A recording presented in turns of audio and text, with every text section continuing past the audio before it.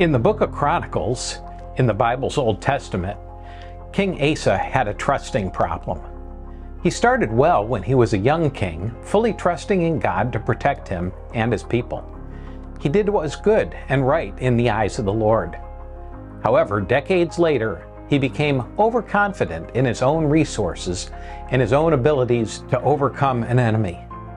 Although his strategy initially succeeds, God's prophet condemns Asa for not being fully reliant on God.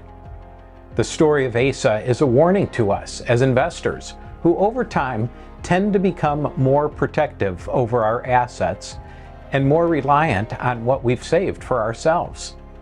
It's a typical financial strategy to become financially independent.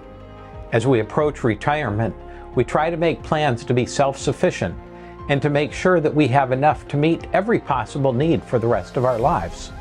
But we forget that God is our provision both now and in the future. He may wish for us to deploy assets for His purposes now, not just hold on to them for our future. Is it possible we're striving for the wrong goals? Is it possible we've bought into a worldly way of thinking about our future and retirement in particular? Is it possible that in doing so, God's kingdom is hindered today? As God's oikonomos, rather than pursuing a retirement of relaxation and self-indulgence, we should deploy ourselves and our resources to do the things that God placed us on earth to do, to love and serve Him, to love and serve our families, to advance the gospel in unreached locations, and to proactively spend ourselves and our resources for Him. In watching the story of Asa unfold and comparing it to our modern mindset regarding retirement, pay attention to these ideas. First, how can the temptation to create a financial finish line actually keep us from deploying God's assets for His own purposes right now? Second, what are the common goals for retirement and how might they be different for God's oikonomos?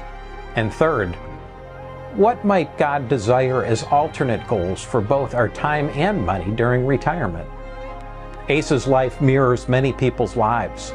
They must depend on God when they first start out, but gradually they become more confident in thinking that they can control life all by themselves. Throughout this course, we've been challenging many prevailing assumptions regarding things like charity, investment, business, capital, and ownership of resources. Now we add in our conventional attitudes about retirement and trusting in our savings as further areas that should be challenged as fiduciaries of God's resources.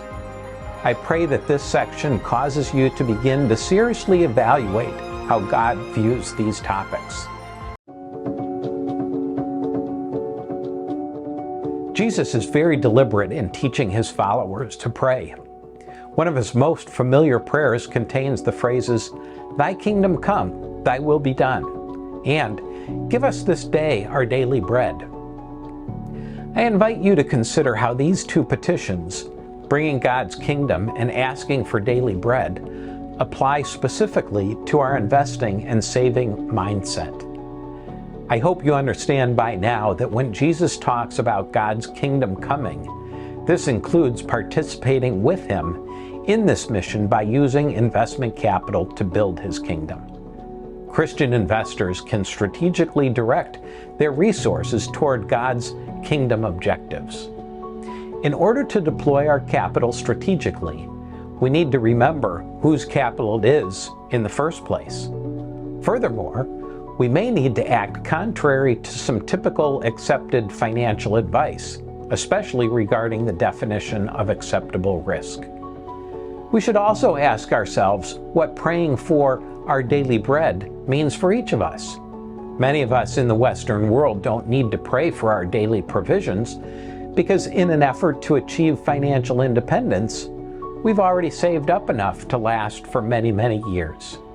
We don't need to rely on God because we can trust in our nest egg instead.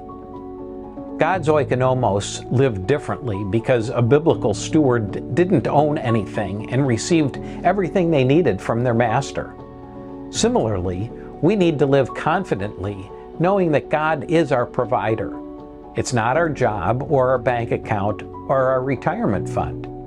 In addition, we must refrain from the natural tendency of looking at donations as sacred and investments as secular.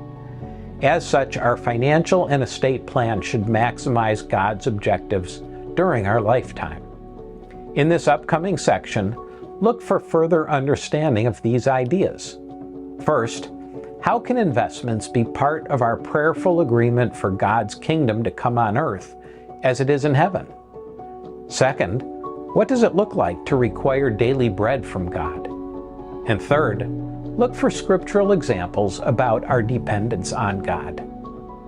Being faithfully committed to honoring God with all of our financial resources has rewards that may remain unseen during our time on earth, but they're seen and valued in the kingdom of heaven. So let's get started.